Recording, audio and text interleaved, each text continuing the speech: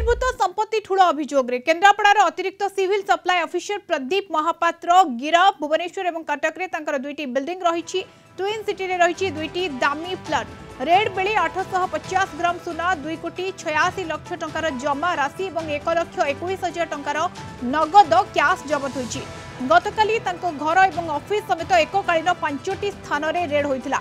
कटक कल्याणी नगर में एक महला घर, भुवनेश्वर लिंगीपुर में 2 महला घर समेत केन्द्रापड़ा सीएसओ ऑफिस और कटक नुआपड़ार पैतृक घरे रेड करा जायतिला। संपर्क में अधिक सूचना नवा विभूति साहू सीनियर लीगल रिपोर्टर आम सहित फोन लाइन जोड़ी होती।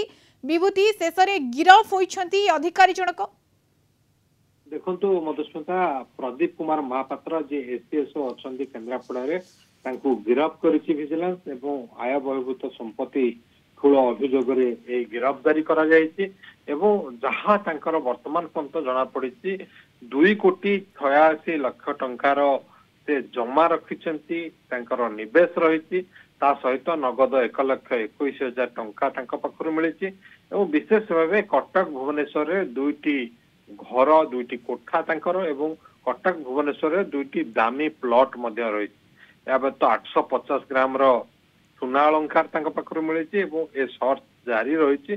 गतकाली दिन तमाम प्रदीप कुमार महापात्र आय बहिर्भूत संपत्ति जांच करुला विजिलेंस 5टी स्थान रे एककालीन चढ़ऊ होता भुवनेश्वर लिंगीपुर कटकर कल्याण नगर एवं कटकर नुआपड़ा और केन्द्रापड़ा सरकारी कार्यालय चढ़ऊ जारी रही।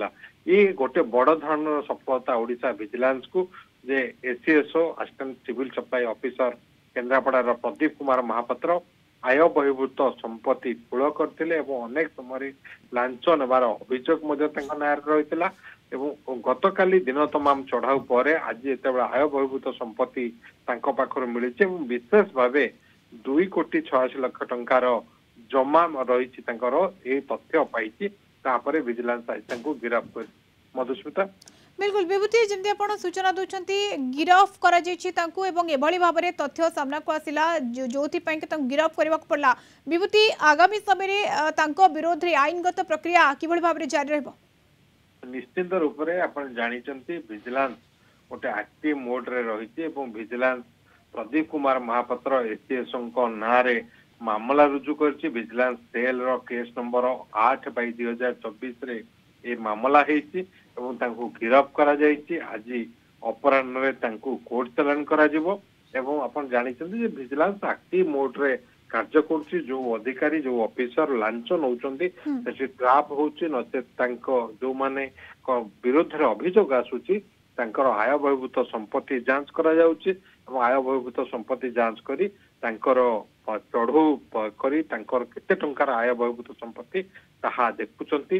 अन्यपटे आज सकाळु मध्य विजिलेंस विभाग गोटे बड़ धरण चढ़ऊ जारी रखी सिटी जीएसटी रो असिस्टेंट कमिशनर विनय भूषण त्रिपाठी से जो भली भाव में गाड़ी की अटकई लांच नौले सिटी जीएसटी रो टिकस ना रे गाड़ी की अटकाउले एवं गोटे बड़ कथा है गोटे गाड़ी की अटकई से गाड़ी जिते लांच दे नहीं से मालिक से गाड़ी रो जो स्क्रैप थिला से स्क्रैप को बिक्री कर देइचंती एवं अधिकांश लोकों को एभली भाव में से सेटिंग करथुले तांकर स्क्रैप को बिक्री कर दउथुले बा जो गाड़ी की सिटी जीएसटी विभाग को पैसा न देकी निजे हाथ गुंजा नउथुले से चढ़ऊ आज 5टी स्थान रे असिस्टेंट कमिशनर सिटी जीएसटी रो ताहा मध्य चढ़ू जानी तेणु विजिलेंस गोटे प्रकार एक्टिव मोड रे बिल्कुल दुर्नीति खोर अधिकारी को निस्तार नहीं। विजिलेंस वर्तमान समय एक्टिव मोड रे एक्शन मोड रे रही